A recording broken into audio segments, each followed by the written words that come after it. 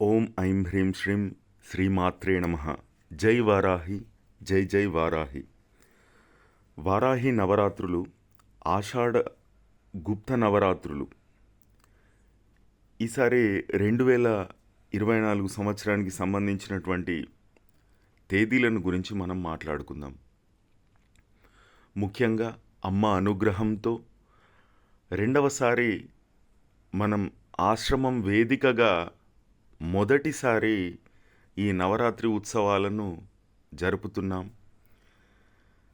అమ్మ గుప్త నవరాత్రులను అంతే విధమైనటువంటి భక్తి ప్రపత్తులతో, ఆ తల్లి అనుగ్రహంతో వీటిని మన ఆశ్రమానికి వచ్చేటువంటి అశేష భక్త జనావళికి అమ్మ యొక్క కరుణా కటాక్షాలు అందజేయాలనేటువంటిదే సంకల్పం. అమ్మ అనుగ్రహంతో అందరూ బాగుండాలి, వారి వారి యొక్క బాధలు, ఈతి బాధలన్నీ తొలగి అష్టైశ్వర్యాలు, సుఖ సంపదలతో ఉండాలని చెప్పేసి ఈ యొక్క కార్యక్రమ సరళిని చెప్పబోతున్నాను. మన ఆశ్రమంలో 9 రోజులు అమ్మవారి యొక్క మహాయాగము, శ్రీ వారాయి మాత మహాసంకల్పారాధన 11 రోజులు, యాగము 9 రోజులు ఉంటుంది.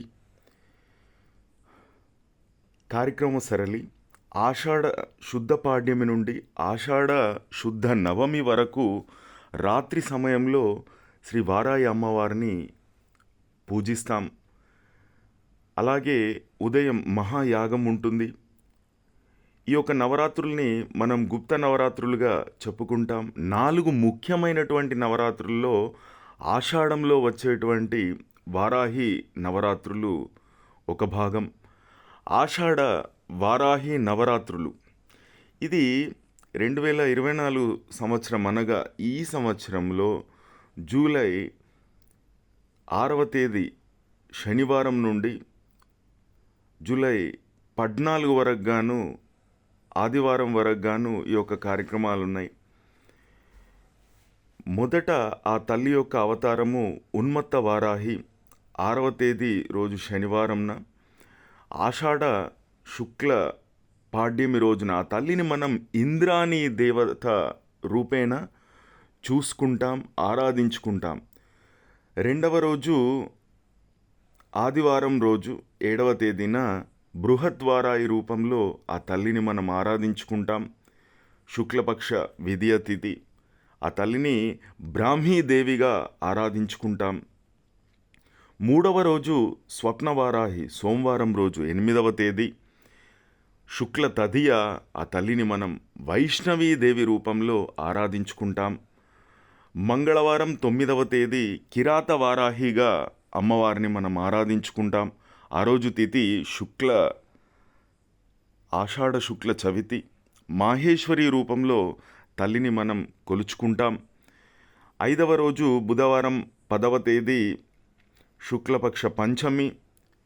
విశేషం ఏంటంటే విశేష వారాహిగా అమ్మవారు నవరాత్రుల్లో, గుప్త నవరాత్రుల్లో, ఈ యొక్క ఆషాఢ నవరాత్రుల్లో తల్లిని మనం వారాహిగా ఆరాధించడమే కాకుండా ఈరోజు వారాహి అవతారాలు బ్రాహ్మి, మహేశ్వరి ఈ విధంగా ఉన్నప్పుడు ఈరోజు మాత్రం ఈ 5వ రోజున ఆ శ్వేతవారాహి అవతారము, అలాగే విశేషించి వారాహి రూపంలో మనం కొలుచుకుంటాం. 6వ రోజు గురువారము 11వ తేదీ ధూమ్రవారాహిగా తల్లిని కొలుచుకుంటాం. శుక్ల షష్ఠి, ఆషాఢ శుక్ల షష్ఠి ఆ రోజు మాహేశ్వరి అవతారంలో ఆ తల్లిని కొలుచుకుంటాం. 7వ రోజు 12వ తేదీ శుక్రవారం శుక్ల పక్ష సప్తమి ఆషాఢంలో చాముండి అవతారంలో తల్లిని ఆరాధించుకుంటాం. 8వ రోజు 13వ తేదీ శనివారం రోజు శుక్ల అష్టమి. ఆ రోజు ప్రత్యేకించి విశేష పూజ ఉంటుంది.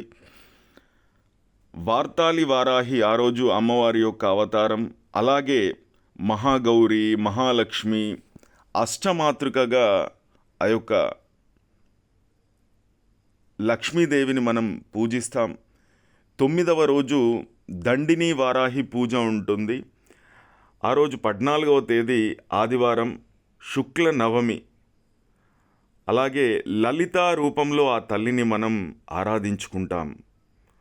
ఇకపోతే 10వ రోజు సోమవారం రోజున ఆదివారాహి మహాపూజ ఉంటుంది. ఆ రోజే ఉద్యాపన. శుక్లపక్ష నవమి ఆ రోజు సోమవారం రోజు 15వ తేదీతో ఈ యొక్క కార్యక్రమాలన్నీ కూడా ముగుస్తాయి. అమ్మవారి అనుగ్రహంతో అత్యంత శక్తిప్రదమైనటువంటి యొక్క నవరాత్రులను జరుపుకునేందుకు ఆ తల్లే మనకు శక్తి ఇవ్వాలి, ఇస్తుంది.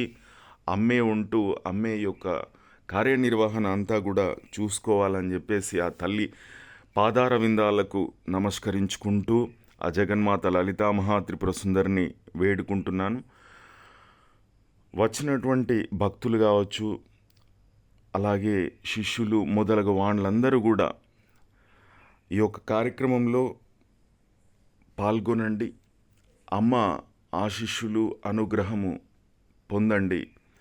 ఇంటా చెంత అందరి ఇళ్లలో శాంతి ఉండాలని, అష్టైశ్వర్య ఆనంద భోగభాగ్యాలు అమ్మ అనుగ్రహంతో ఉండాలని, మీరందరూ మనమందరం ఆ తల్లి చల్లని చూపులతో బాగుండాలని చెప్పేసి ప్రార్థిద్దాం. ఈ యొక్క మహాయాగంలో పాల్గొనేటువంటి ప్రయత్నం అందరూ చేయాలని మరోమారు చెబుతూ జై వారాహి, జై జై వారాహి. ఓం శ్రీమాత్రే నమః.